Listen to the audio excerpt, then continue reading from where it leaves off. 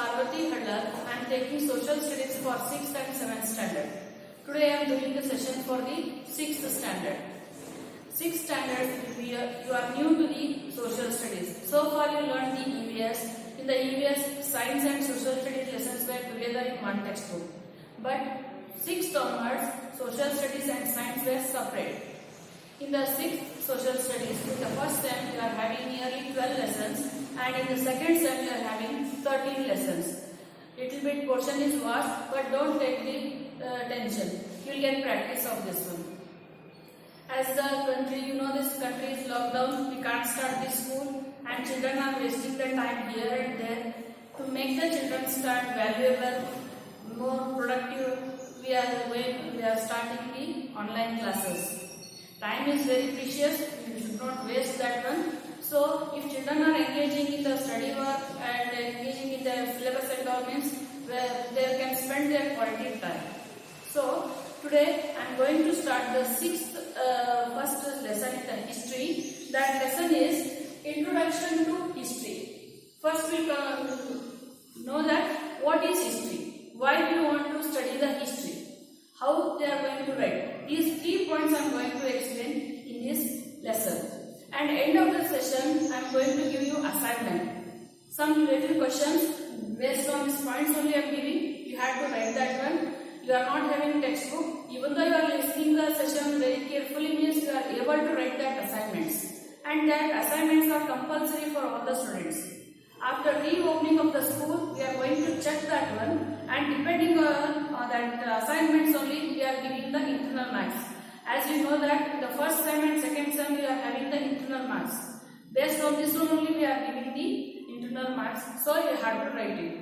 And listen this session very carefully. How you are remembering the film stories and all. After many days also you can able to tell the stories of film and all. How it is, because you are concentrating on the stories. You are listening that one dialogues and all carefully. Same thing you are doing in the session also, in the online classes also, means you are able to write the answers and you are able to understand the lesson. So now I am going to start the lesson. First one is Introduction to History. First we come to know what is history, meaning of history. So if you are asking your mother or anyone what is history, common man you are asking, means he will say history means what? It is a past story. Is it a past story? No. Past story it is, but it is meaning is different from the story. How it is different from the story? That one I am going to explain with the one statement. Story means it is not having any accurate information. See, if you say your mother tell the story, means she will manipulate one story in her mind and she will start the story. Once upon there was a kingdom, king was there, he is having a brave son, he whacked this war, that war, like that she will manipulate the story. You get any exact information about the things? No. But history means it gives the accurate information. Particular information only it will give. It is based on the evidence, that is called history. How it is? See, one statement I wrote on the board, that one. See, Ashoka, who ruled Patliputra in 261 BCE, fought the Kalinga War. By seeing this statement, you can understand, you will get the accurate information. Which king? The history will give the exact information. Which king, where, when, whom, you will get the answer for all this one. See, Ashoka, name of the king is there, Ashoka king. Ruled Patliputra, where he ruled? Patliputra. When? 261 BCE. BCE long form is before Common Era. That one. He fought the war. Which war he fought? That is Kalinga War. So it is giving the full information. Within one statement only, you are getting the full information. This is called history. So in the definition you want to give the meaning of the history means, history is presentation of past events in the systematic manner. Systematic manner means that statement should give where, when, how, all the information it should give. That is called history. In a one sentence you want a definition means, that is presentation of past events in a systematic manner is called history. Understood, no children? can repeat this one and you make it clear. That one. Next, why we want, as I told, it is a past story. Past story that all kingdom gone, kings gone, everything gone. You guys have to study the history. Why? What is the necessity of studying the history? That I am going to explain now.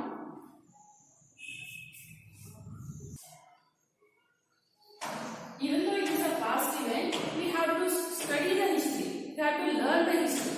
What is the importance of history? That one is the second point. What is the need of history? See children, for this I will give one example. Today you want to work means you must have the past experience. Then only today's work will be very quality work we can do. How it is? See one example given in your textbook. That is, you are holding the burning candle and another hand you are taking near to the burning candle means what sensation you get? Burning sensation you get. So next time you will not take your hand near to the burning candle. Why means once you got the experience that you are taking your hand near to the burning candle means it will burn your hand. So that experience you need in your life. So history is helping us in many ways. Once we are studying the history, you will learn the past kings' experience, their adventures, what wrong things they did, what good things they did, everything you are learning. By their work, you come to know what to do, what not to do. So this experience, what things we have to do, how carefully we have to spend the life, how to take the decision, all this experience you will get by studying the history. Because of that purpose, we have to learn the history.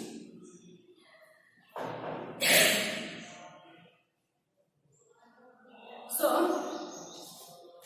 this history, how will you write that history? History books are there, many history books are there. If you are, one more thing, the person who constructs the history, who writes the history book is called historian.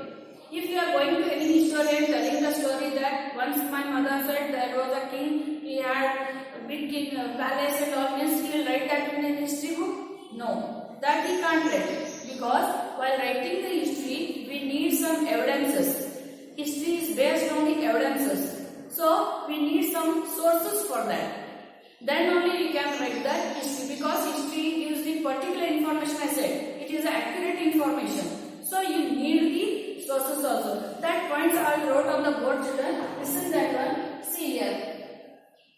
The person who constructed history is known as historian. The person who is writing is called historian. Materials which are helpful to write the history are called as a sources. Some sources we need, some things we need. Based on that only we are writing the history. So that history sources are two types. One is literary sources, another one is archaeological sources. Literary sources means written things. Written books we can say, that one. And some oral things will be there. Oral things means folk songs.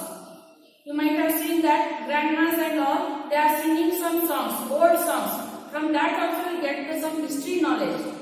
Some ballads, fairs and all. These are the histories. From the ancient people, they are performing all this one. From that also we come to know the history. So these are called literary sources. And second type of sources are archaeological sources. For example, monuments.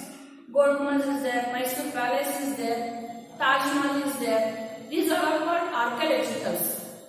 Olden kings built all this one. By this one we come to know who built this one, when he built, for what purpose he built, their religion and all. It gives us their art and culture. That is archaeological sources. Archaeological sources are many types. Even coins also. While digging the earth and all, you get many coins. By that also we come to know the history.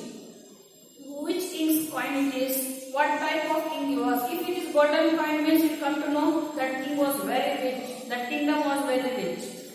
Copper coin means that is a normal kingdom. Like this we get the information about the olden kings.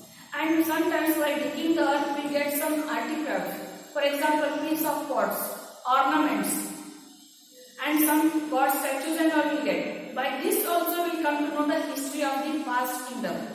How it is? See, if it is a statue of the any god and all means, we come to know what type of religion they are performing, which gods they are believing. Coins all you are getting means we come to know whether they are rich or poor one. Pots and pieces of pots and all you are getting means we come to know what type of materials they are using. Pots they are using means we come to know that they used to prepare the pots.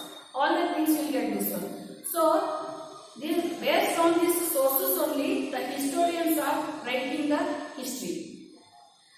Then particularly about the Indian history, the person who is studying the Indian history is called Indology. That here I wrote this one. The study of India is called as Indology.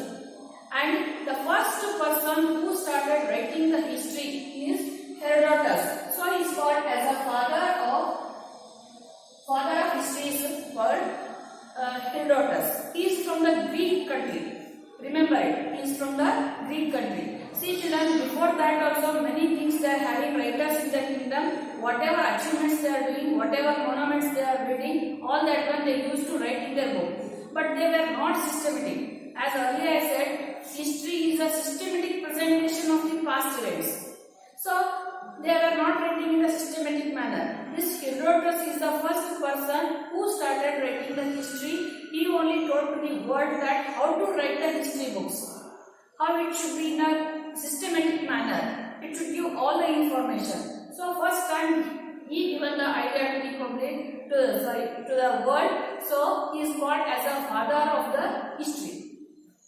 For today's session, only this much is enough, children. So now I am going to give the assignment. That is like a homework only. Based on these points only, I give the small question answers. You have to write it. You are not having any class work and all. You can write this one in any book. Or if you are having the papers, answer sheets and all means staple it. You have to write it in one set only. Don't write here and one page, another one page. Make the set of that one and write it. After reopening the school, you have to present it.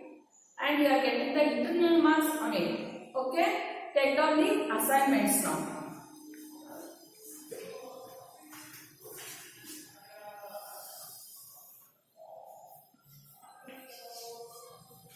First question is,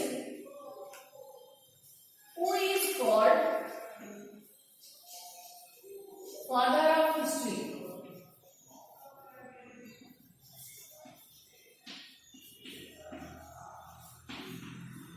Second one, what is history?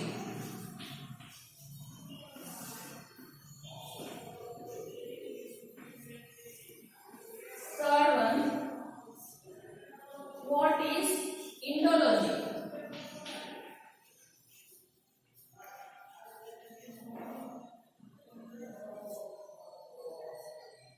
Fourth one is, who is called historian? So, very small questions are given, children.